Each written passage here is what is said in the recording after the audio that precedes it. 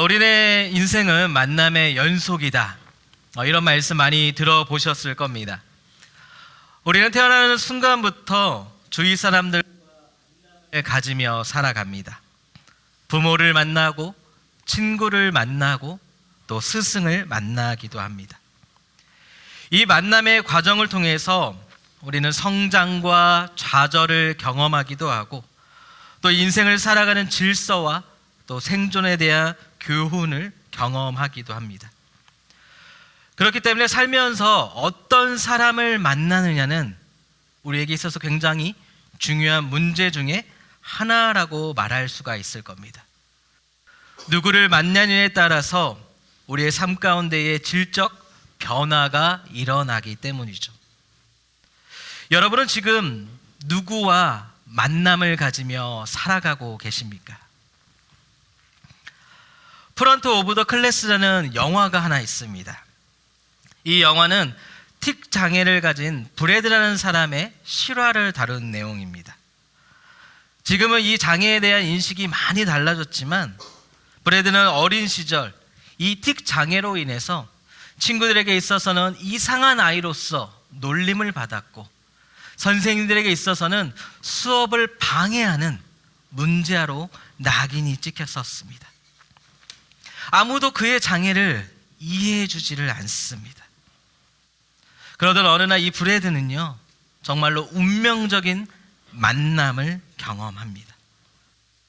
여느 때와 마찬가지로 수업 방해로 인해서 교실에서 쫓겨났던 날, 그를 관심 있게 지켜보던 교장 선생님을 만나게 됩니다.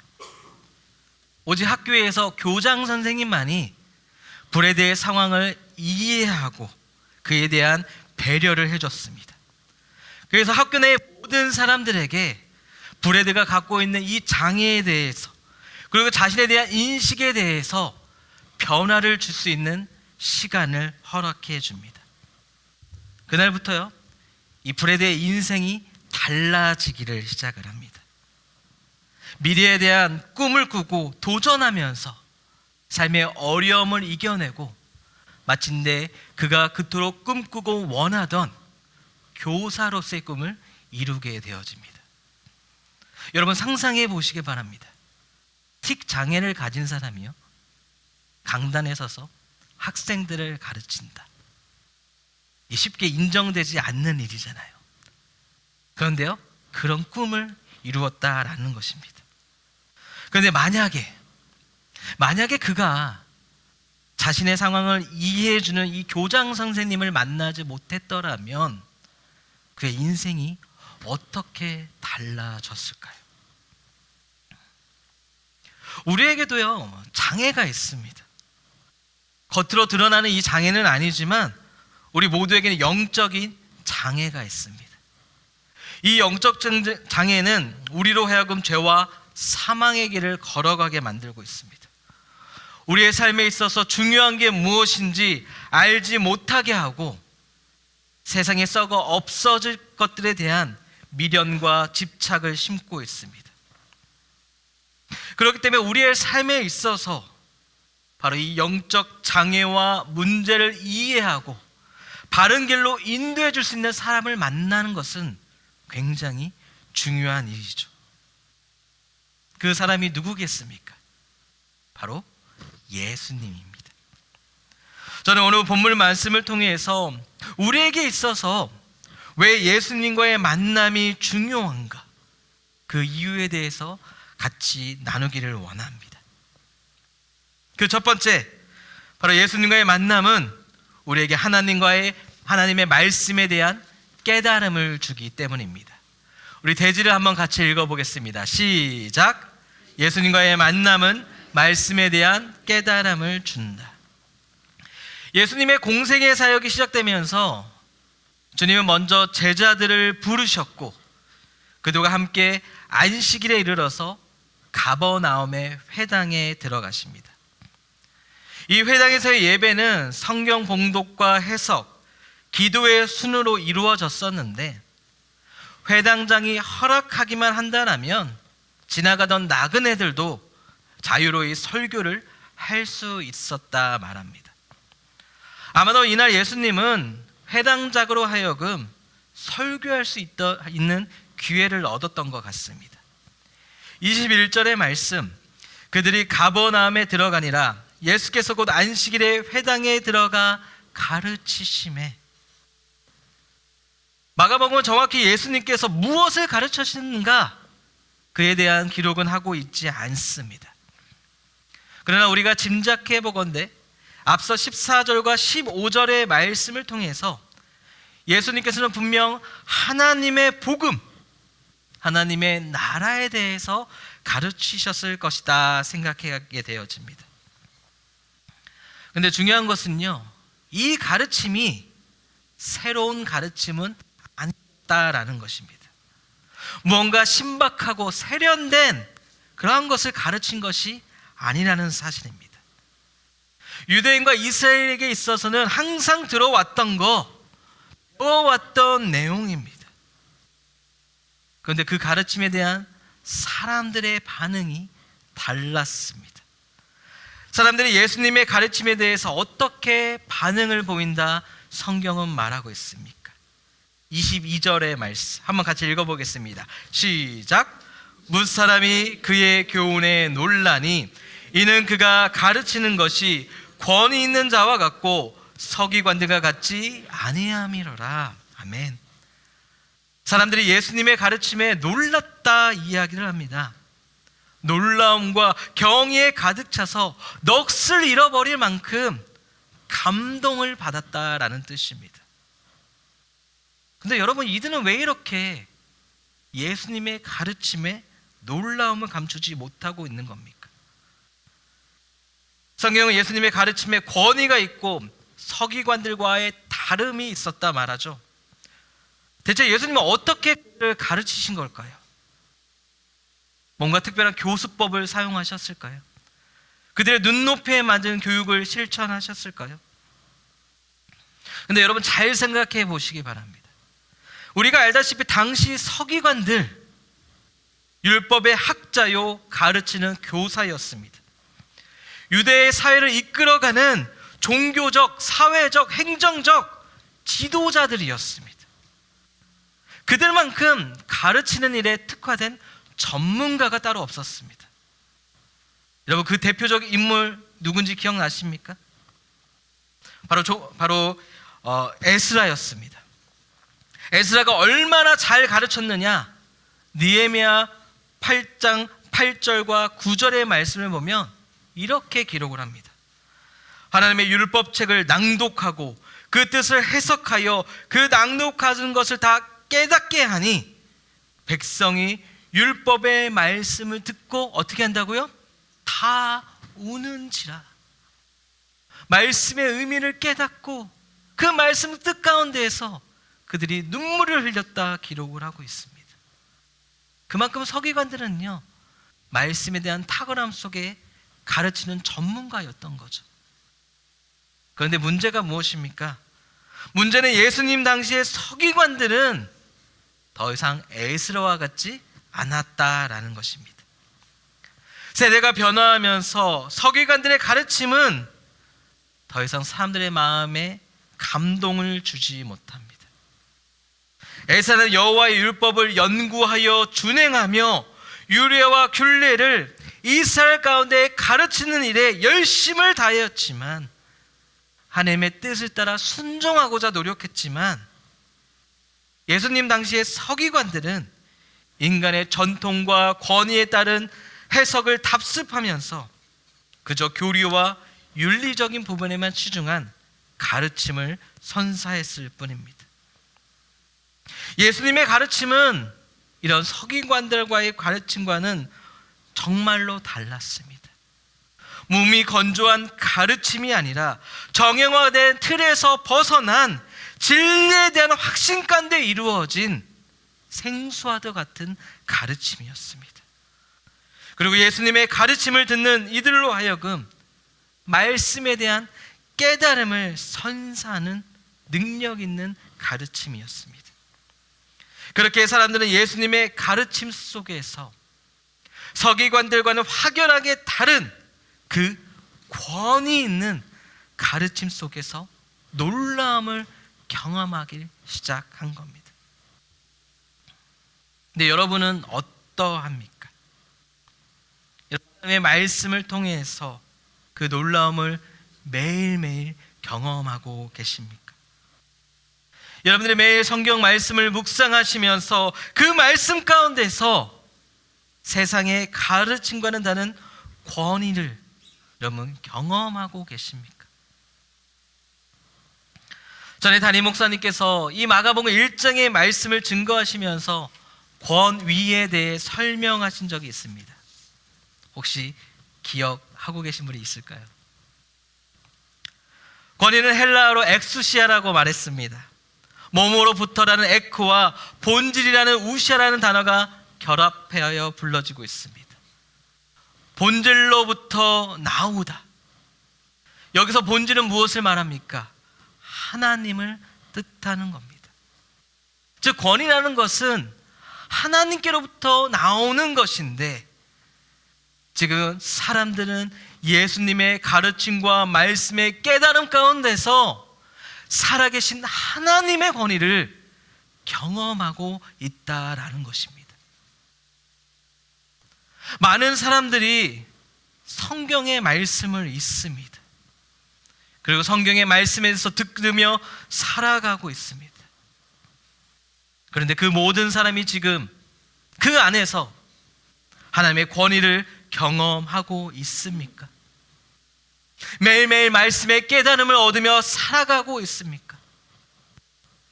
아니죠. 사람들은 성경을 이스라엘의 역사를 담은 책, 예수라는 사람의 일대기는 적은 책, 소설 이렇게 취급하기도 합니다. 그런데 예수님을 만난 사람들은요 다릅니다.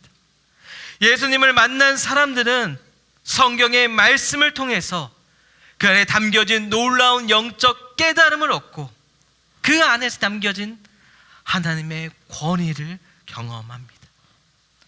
이 성경이 하나님의 말씀이라는 사실을 믿어 의심치 않는 겁니다. 우리는 예수님을 만났기 때문에 그 은혜를 경험하며 살아가고 있는 줄 믿습니다. 여러분 아멘이십니까? 아멘이십니까? 우리는 매일의 삶 속에서 주님을 만나고 그 주님의 주시는 말씀을 통해서 하나님의 권위를 경험하며 살아가야 될 줄 믿습니다. 둘째로 예수님과의 만남이 중요한 이유, 그 만남 속에서 우리는 영적 자유함을 누릴 수 있기 때문입니다. 두 번째 대지를 같이 읽어보겠습니다. 시작. 예수님과의 만남은 영적 자유와 승리를 안겨준다. 예수님의 가르침 속에 또한 말씀에 대한 깨달음 가운데 놀라움을 경험하고 있는 이때에 정말로 기가 막힌 타이밍으로 회방꾼이 등장합니다. 마치 사람들의 은혜의 받음을 방해하는 사단의 공작과도 같습니다. 사단은요 우리가 은혜 받는 거 원치 않습니다. 말씀의 깨달음에 살아가는 것이 아니라 말씀의 무지함 속에 살아가기를 원합니다. 23절과 24절의 말씀입니다. 마침 그들의 회당에 더러운 귀신 들린 사람이 있어 소리 질러 이르되 나사렛 예수여, 우리가 당신과 무슨 상관이 있나이까? 우리를 멸하러 왔나이까? 나는 당신이 누구인 줄 아노니 하나님의 거룩한 자니이다. 등장과 동시에 소리를 질러가면서 예수님의 권위 있는 가르침 속에 있는 시선을 빼앗아 가버립니다. 서기관들이 가르쳤을 때에도 이런 일이 있었을까요? 저는 아니라고 생각합니다. 이 귀신의 시선에서 바라볼 때에 서기관들의 가르침은요 정말로 잘하고 있는 모습이었거든요. 은혜 없는 메마름, 허공에 울리고 있는 소리, 하나님 나라와 주의 복음을 방해하는 사단의 무리들이 바라볼 때에 이 얼마나 바람직한 모습인 줄 모릅니다. 칭찬받아 마땅한 모습인 거죠. 그러나 예수님의 가르침은 서기관들과는 달랐습니다. 그 안에 은혜가 있고 깨달음이 있고 권위가 있습니다. 지금 귀신이 소동을 일으키는 데는 분명한 이유가 있는 거죠. 보이지 않는 영적 전쟁이 지금 벌어지고 있는 상황입니다. 사실 우리는 살면서 영적 전쟁의 현장 속에 빠져 있죠. 이 전쟁을 피하거나 중립적 입장을 취할 수 있는 사람은 단 한 사람도 존재하지 않습니다. 원하든 원하지 않든 모든 사람은 이미 이 영적 전쟁에 깊숙이 개입되어져 있습니다. 문제는 그 사실을 인지하지 못하고 있다라는 것이죠. 우리의 삶 속에 발생하는 수많은 문제들, 그 문제들을 단순히 인간적인 차원에서만 해석하려 합니다. 인간적인 힘으로만 해결하려 합니다. 그러나 그 내면의 깊숙한 곳을 파고 들어보면 그 근본에 영적인 싸움이 있음을 우리는 발견하게 되죠. 에베소서 6장 12절은 말씀합니다. 우리의 씨름은 혈과 육을 상대하는 것이 아니요 통치자들과 권세들과 이 어둠의 세상 주관자들과 하늘에 있는 악의 영들을 상대함이라. 사단은 언제나 우리의 믿음을 흔들고 하나님의 뜻을 방해하려는 끊임없는 시도를 펼칩니다. 우리는 그 안에서 갈등과 혼란을 경험합니다. 세상의 가치와 하나님의 뜻 사이에서 갈등하면서 무엇이 옳은지, 어떻게 싸워야 할지 고민하고 혼란스러워합니다. 네, 여러분, 우리가 반드시 깨달아야 할 것은요, 이 영적 전쟁에서 승리하며 자유함을 얻을 수 있는 유일한 방법은 나에게 있는 것이 아니라 예수님과의 만남을 통해서 이루어진다는 사실입니다.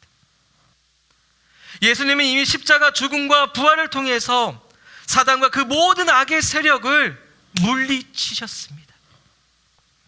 계속해서 25절과 26절의 말씀을 살펴볼까요? 예수께서 꾸짖어 이르시되 잠잠하고 그 사람에게서 나오라 하시니 더러운 귀신이 그 사람에게 경련을 일으키고 큰 소리를 지르며 나오는지라. 아멘. 예수님은 그 누구도 대적할 수 없는 권위와 능력으로 귀신을 완전히 내쫓아 버리십니다.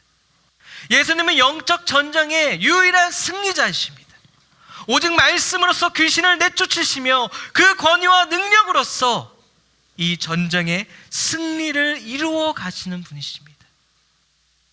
예수님과의 만남이 중요한 이유가 바로 이것입니다. 우리가 예수님을 만날 때에 그분의 권위의 가르침과 능력 안에서 우리는 이 영적 전쟁에 승리할 수 있는 힘을 얻을 수 있기 때문이죠. 아니, 이미 승리한 그 전쟁 안에서 우리 주님만이 주실 수 있는 영적인 참 자유함을 누릴 수 있게 되어지는 것입니다. 여러분은 지금 그 자유함과 승리를 경험하며 살아가고 계십니까?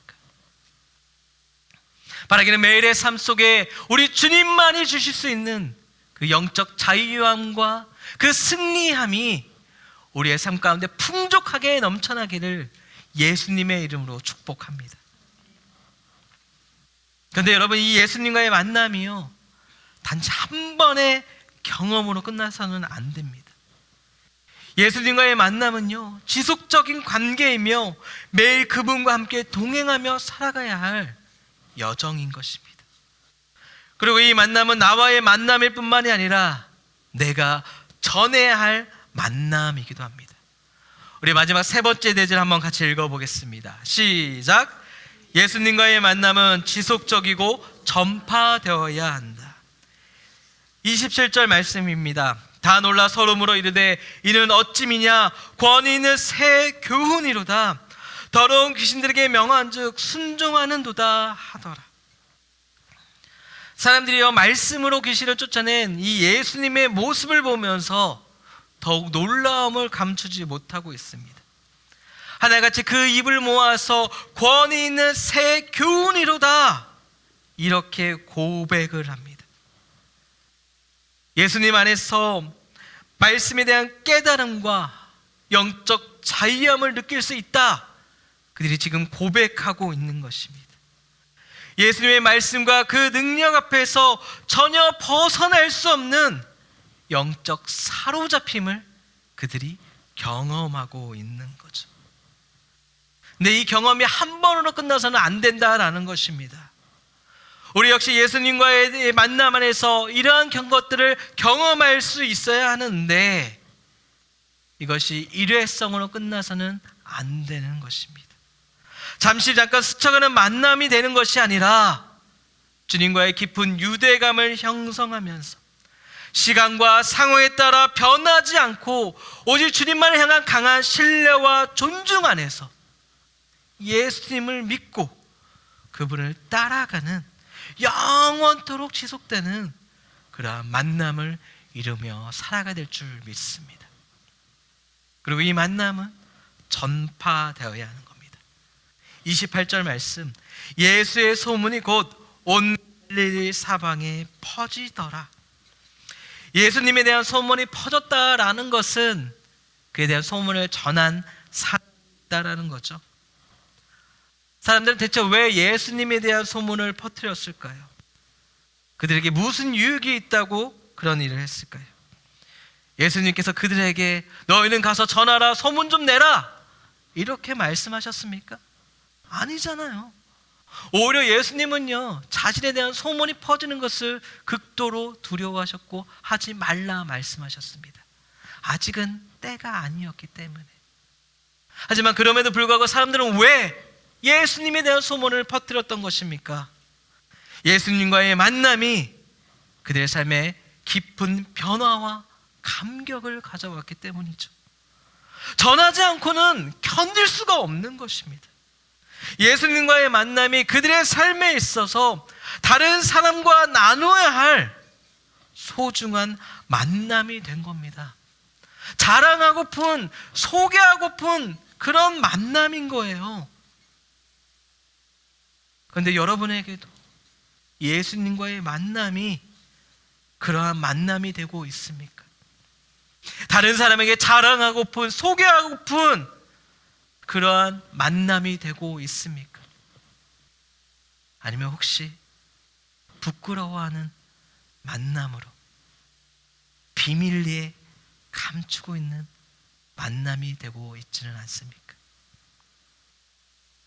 바라기는요, 오늘 말씀에 나온 것처럼 예수님에 대한 소문이 온 갈릴리 사방에 퍼진 것처럼 우리의 삶의 모든 영역 안에서 내가 예수님을 만났다는 그 소문이, 그 사실이 드러나게 되기를 예수님의 이름으로 축복합니다.